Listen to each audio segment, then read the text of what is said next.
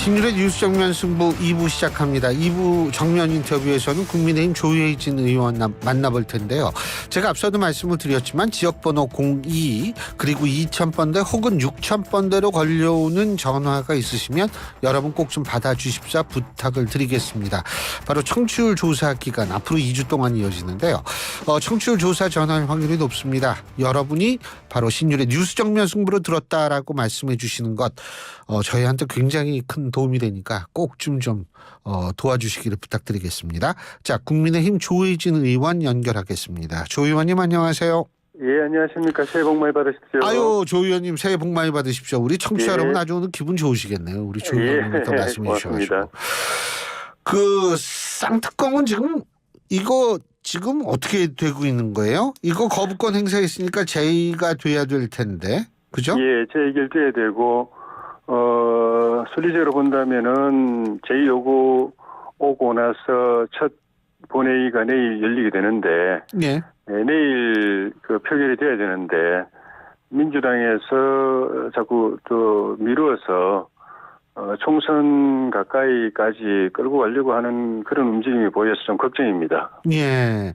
근데 이제 지금 사실 권한쟁의 심판을 청구했잖아요. 헌법재판소에. 예. 근데 예. 이게 평균으로 500일 이상이 걸리더라고요. 그러니까요. 예? 이 결정 나올 때까지 500일 이상 걸리면 뭐 그때 대선 치를 때 아니에요? 500일이면 아닌가? 아니구나. 예. 그렇진 않군요. 예. 아니 뭐 그때까지 기다릴 500일이든 뭐든 간에 그때까지 기다릴 생각을 하고 한다면 모르겠는데 제가 저 민주당의 그동안의 태도를 보면은 그거는 내일 본회의제에서 처리해야 될 걸 미루기 위한 핑계에 지나지 않는 것 같고 예. 결국은 선거 다가오면 어느 시점에선가 일방적으로 또 상정해가지고 처리하지 않을까 하는 생각이 듭니다. 예. 또 편법과 꼼수를 부리는 거죠. 뭐 제2부속실 만든다 뭐 대통령실에서 이런 얘기 나오는데 충분하다고 보세요? 저는 좀 아니라고 보거든요. 저희는 대선 기간에 청와대 개혁차원에서 제2부속실 폐지를 공약을 했고 그대로 실천을 했는데 예. 그 뒤로 그런 취지는 좋지만은 또 생각지 않았던 그런 부작용이나 논란이 생기고 국민들께서도 걱정을 하시고 그래서 민주당에서도 제2부속실을 부활해야 된다는 이야기도 나오고 국민 여론 다수도 또 그렇게 하고 그렇게 원하고 계시니까 저는 뭐 그렇게 가야 되지 않을까 생각합니다. 차라리 민정수석실을 부활하는 거는 어떻게 보세요? 그런 게 필요한 거 아닙니까? 민정수석실이 그동안에 말하자면 역대 정권의 어떤 권력 통치의 산실 역할을 손발 역할을 해왔기 때문에 예. 그래서 윤 대통령께서 그 폐해를 너무나 잘 알아서 폐지를 했거든요. 그런데 그게 이제 민정기능까지도 같이 폐지되는 바람에 문제가 생겼는데 그런 것들은 제2부속실을 부활한다든지 특별감찰관을 빨리 임명한다든지 하는 형태로 보완될 수 있어서 민정수석실을 다시 부활하는 것은 좀 더 신중하게 생각을 해야 될 부분이라고 봅니다. 조 의원님이 보실 때는 제2부속실에서도 일정 부분 민정의 기능을 담당할 수 있다 이렇게 보시는 겁니까? 그렇죠. 지금은 공식적인 기구나 인력이 없기 때문에 스크린 기능, 일정이라든가 의전이라든가 그런 것들이 스크린 기능이 아무래도 좀 약해서 그런 논란이 생기는 거기 때문에 공식적으로 그런 기구가 생기고 전문 인력이 배치가 되고 하면 지금보다는 훨씬 더 나아질 걸로 봅니다. 예. 자, 그리고 또 하나는 뭐냐 하면 오늘 이상민 의원 입당했잖아요. 그죠? 예. 어떻게 보세요? 도움이 많이 될 거라고 보세요? 그런 기대를 합니다. 우리 국민들 다 아시는 것처럼 충남 전체 선거판에 좀 영향을 미칠 것이다. 예, 우리로서는 대전 충남의 큰 정치적 교두보를 한 번 더 확보를 하는 그런 의미가 있는 게 온 국민이 다 지역뿐만 아니라 국민들이 다 아시다시피 무게 있는 5선 중진이신데 늘 소신 발언, 개혁 발언 또 눈치 보지 않고 바른 소리, 옳은 소리 늘 해오신 분이기 때문에 우리 당의 변화나 개혁에도 도움이 될 것이고 또 대전 충청 지역의 어떤 정치적 외연을 확장하는 데도 크게 역할을 하실 걸로 기대합니다. 예. 그러니까 결국은 이제 대전 충남 선거판에 큰 영향을 줄 것이다. 이런 말씀이신데요. 예, 예. 기대를 합니다. 예. 그런데 지금 국민의힘은 그 일정 부분 자리도 좀 비워놓고 그랬다는 얘기가 있더라고요. 예. 예, 예. 9883님이 이런 문자를 보내주셨어요. 예. 한동훈 비대위원장은 권력에 맞서는 사람을 존경한다라고 말씀을 하셨는데 예. 민주당에 있었던 이상민 의원이 이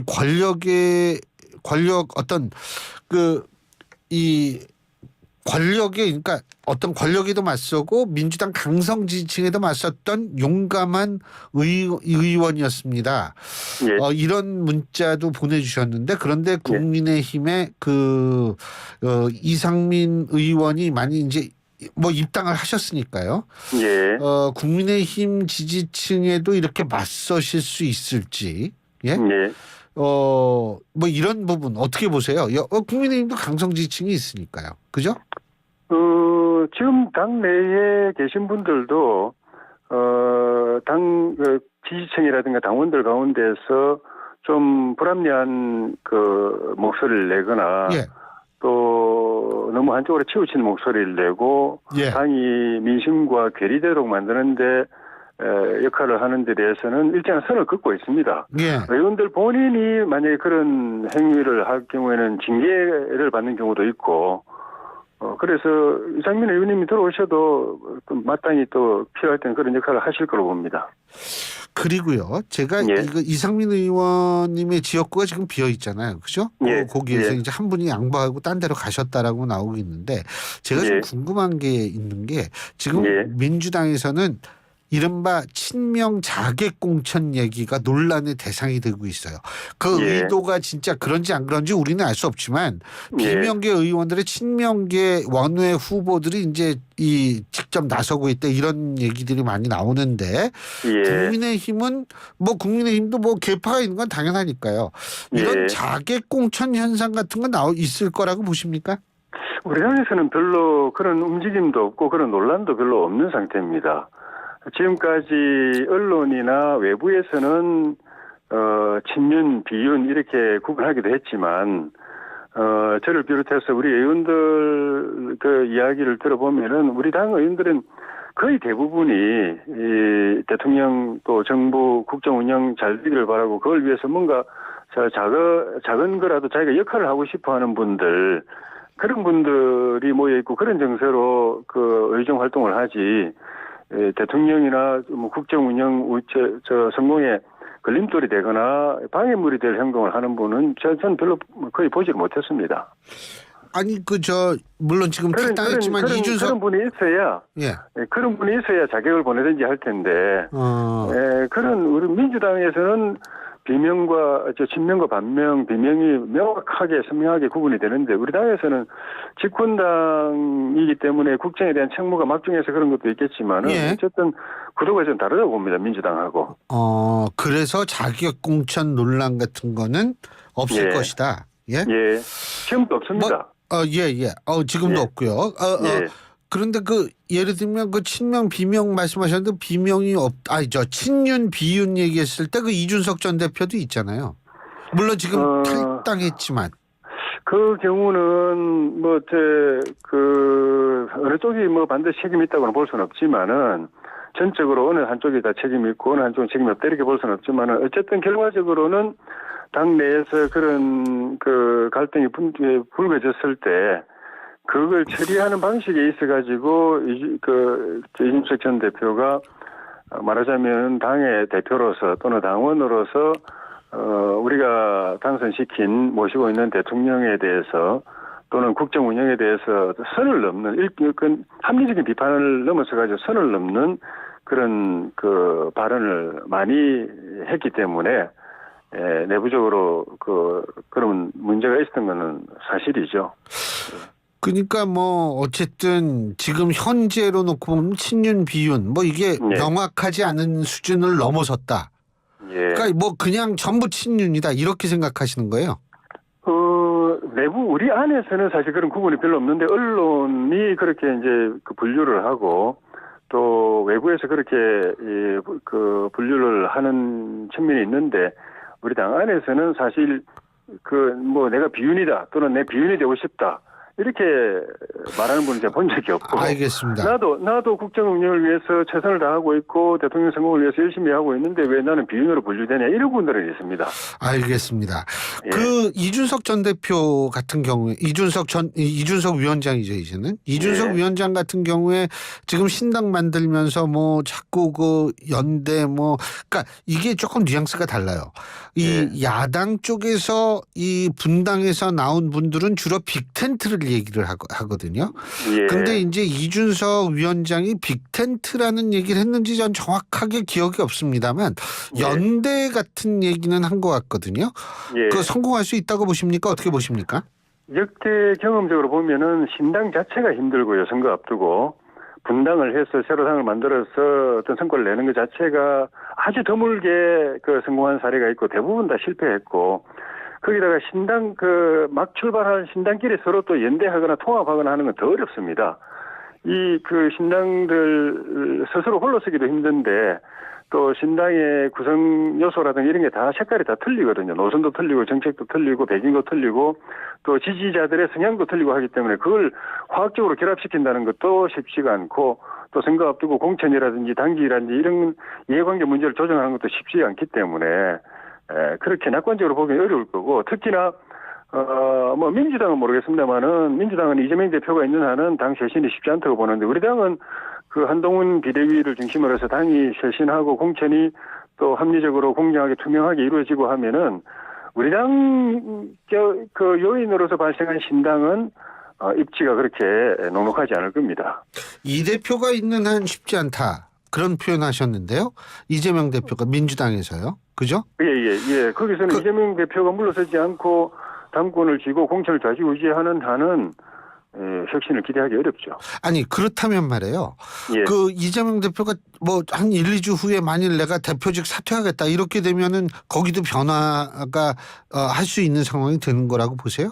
대표직 사퇴해놓고 수렴 청정하거나 대리 청정하면 그게 그거기 때문에 변화가 아닌 거고 예. 확실히 실질적으로 대표직을 사퇴하고 당 지도부도 비대위도 이낙연 전 대표가 측에서 또는 비명 측에서 요구한 것처럼 통합 비대위를 구성하고 공관위도 그렇게 통합 공관위를 구성을 하면 그거는 민주당도 변화의 조짐이 있다고 봐야죠.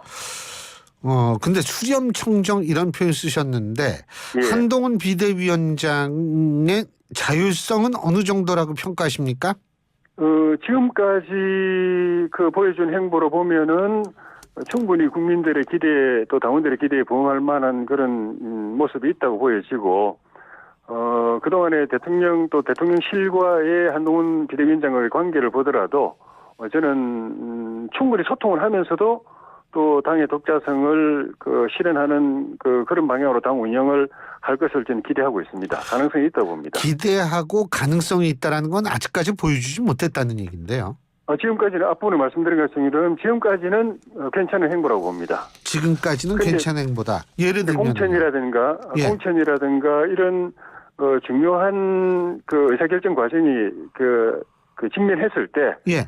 그럴 때 당청 관계를 어떻게 당과 대통령실과의 관계를 어떻게 풀어나가느냐 하는 부분에서는 좀 더 선명하게 그게 보여지겠지만은 그런 그 상황이 올 때 저는 국민들이나 당원들의 기대에 부합해서 저는 행동할 거라고 믿습니다. 예. 지금 공천 말씀하셨는데, 이게 신기하게 말해요. 예. 여당의 공관위원장도 교수고, 야당의 공관위원장도 교수고. 예.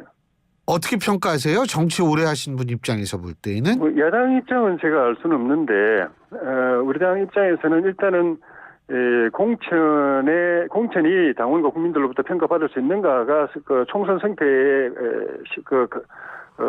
핵심 열쇠이기 때문에 공천에 있어서는 제일 중요한 게 공정하냐 안 하냐, 투명하냐 안 하냐, 또 합리적인 공천이냐 안 하냐 이것이 제일 중요한데 그런 포석에서 저는 여러 가지 고민 끝에 정영환 전 판사 출신의 지금 그 대학 로스쿨 교수 맡고 계신 그분을 저는 발탁을 했다고 봅니다. 그리고 개인적으로 잘 모르지만은 그런 기대에 부합할 수 있지 않을까 하는 그런 생각을 갖고 있습니다. 공정, 투명, 합리성이라는 기대에 부합한다. 근데 그동안에 그분이 걸어온 길을 볼 때 그런 기대를 갖게 만듭니다. 근데 이제 좀 불안하게 보는 시각은 예. 한동훈 비대위원장도 사실상 인재 정치를 시작하는 분이고 예. 그리고 그 신임 공관위원장으로 임명되신 교수분도 사실은 정치계에 전혀 관련이 없으셨던 분이고 예? 예. 이렇게 되니까 이거를 조금 불안하게 보는 사람들도 있을 것 같아요. 예, 그렇습니다. 저도 한동훈 비대위원장이 비대위원장을 맡아야 되느냐, 선대위원장을 맡아야 되느냐라고 당내에서 논의가 있었을 때 비대위원장보다는 선대위원장이 낫다고 주장했던 입장에서 보면은 그런 불안 때문에 그렇게 했는데 적어도 지금까지의 행보는 한동훈 비대위원장이 그런 걱정을 상당히 불식시켜주고 있는 것 같고. 정영환 비대위원장도 제가 알기로는 굉장히 합리적인 분이기 때문에 공관위원장, 비대위원장이나 공관위원장 모두 본인들이 잘 모르는 부분은 두루 귀를 열어놓고 듣고 소통하고 의견을 모아서 하실 그런 기본이 되어 있는 분들이라는 점에서 저는 조금 안심할 부분이 있고 부족한 부분은 당내에서 있는 분들이 그분들한테 필요한 조언 또 여러 가지 정보, 판단 자료 이런 걸 적극적으로 제시할 필요가 있다고 해서 도와줄 필요가 있다고 봅니다. 예, 그 한동훈 위원장, 비대위원장이 부산 가죠? 예, 맞죠? 예, 예. 예. 근데 이제 부산 일단 내일은 경남으로 오십니다. 아, 경남으로. 경남 도당 신년 하루회가 모레 있습니다. 모레 그럼 예. 경남 갔다가 부산으로 가시는 거군요. 그 일정은 제가 잘 모르겠습니다. 예. 경남 일정은 제가 알고 있습니다. 근데 제가 이걸 여쭤보는 이유가 일각에서는 무슨 얘기를 하냐면 이재명 대표의 이 서울 전원 문제 가지고 부산에서 상당히 좀 섭섭하고 좀 그렇게 생각하는 기류가 있으니까 한동훈 위원장이 부산 간다 이런 분석인데 동의하세요? 동의하지 않습니다. 제가 알기로는 이 일정은 그 이전에 정해져 있었습니다. 그러니까 날짜까지 확정되지 않았지만은 그 이전에 인천하고 경기, 서울, 강원, 대전, 충청 등등 광주 등등을 먼저 하고 그 다음에 그 경남과 부산, 울산 등이 그 뒤로 배정되어 있었던 거는 이미 확정되어 있었던 것 같고 구체적인 날짜까지는 아니지만은 그 뒤에 이재명 대표 사건이 터졌기 때문에 그건 관계없다고 일정상 관계없다고 보고 그 다음에 부산 시민들이나 울산 경남 지역의 지방에 있는 의료인과 또 주민들이 이 사건에 대해서 분노하는 거는 그분들 스스로 분노하는 것이지 우리 국민의힘에서 뭐 어떤 자료를 제공하거나 어떤 논리를 제공하거나 그런 건 아니겠죠. 그건 아니거든요. 근데 이제 한동훈 비대위원장이 내려가서 그런 말을 한다고 해서 뭐 그게 더 그런 그 민심이 더 심화되거나 또는 뭐 더 약화되거나 그런 변수는 아니라고 봅니다. 이거는 민심을 스스로 판단하는 것이기 때문에 스스로 판단하도록 그냥 두는 게 맞지. 거기서 누가 뭐 숟가락 얹고 뭐 이제 그 민주당이 잘하듯이 선동하고 뭐 충동질하고 이러면 오히려 더 반작용이 일어날 것이기 때문에 그거는 지역 주민들이 충분히 뭐가 잘못됐고 뭐가 문제고 하는 걸 판단하고 계시기 때문에 우리 당에서 전혀 그에 대해서 상관이 없다. 이야기할 필요가 없다고 봅니다. 예, 저는 뭐 상관 있느냐 이런 얘기는 아니었는데 그 분위기를 좀 이렇게 탈 수는 있다라는 분석이 있어서 여쭤본 거예요. 제 생각이 아니고. 다만 이제 우리 당으로서는 지역 의료를 더 활성화시키고 주민들이 지역에서도 서울까지 올라오지 않고 무리하게 하지 않고 지역에서 치료받고 의료 병원 서비스를 누릴 수 있도록 하는 대안을 충분히 제시하는 것은 저는 의미가 있다고 봅니다. 근데 이번에 조혜진 의원님께서도 지역구가 경남이시잖아요. 그죠? 밀양 쪽이시니까. 제가 여쭤보는데 경남, 부산 이쪽 분들이 이번에 그 전원 문제에 대해서 좀 상당히 좀 기분이 안 좋게 생각하고 있는 건 맞습니까? 제가 볼 때는 좀 그런 것 같습니다. 며칠 전에 그저께인가요? 그저께가 지역의 청년들하고 저녁에서 만날 기회가 있어 대화를 할 기회가 있었는데 청년들이 그 이야기를 하는 걸 보고 이게 의외로 빨리 확산이 되고 또 이 실망과 분노의 공감대가 상당히 짧은 시간에 이렇게 퍼져가고 있구나 하는 걸 느낀 바가 있습니다. 예. 예. 그리고 뭐 이건 진짜 사소한 문제인데 예. 그 김대중 전 대통령 탄생 100주년 기념식에 왜 한동훈 비대위원장이 참석하지 않았습니까? 예. 예. 근데 문재인 전 대통령의 부인이시죠. 예. 이 김정숙 여사가 한 위원장하고 마주쳤는데 이른바 패싱을 했다. 뭐 이런 얘기 가지고 이제 언론에서 많이 떠드는데 어떻게 평가하세요? 그 장면을 보면 누가 봐도 패싱한 거죠. 그 한동훈 비대위원장은 김정숙 여사님을 생각해서 아이고 저를 잘 모르셨던 것 같습니다. 다음에 더 인사 잘하겠습니다. 그랬지만 모를 리가 있습니까? 그리고 모르는 사람이라고 해도 또 모르는 사람이 인사한다고 해서 그렇게 패싱하면 더 문제죠. 우리가 어디 아는 사람한테만 인사에 반응합니까? 아는 사람이든 모르는 사람이든 상대방이 먼저 인사하면 이쪽에서 인사 같이 받고 또 인사하는 게 맞죠.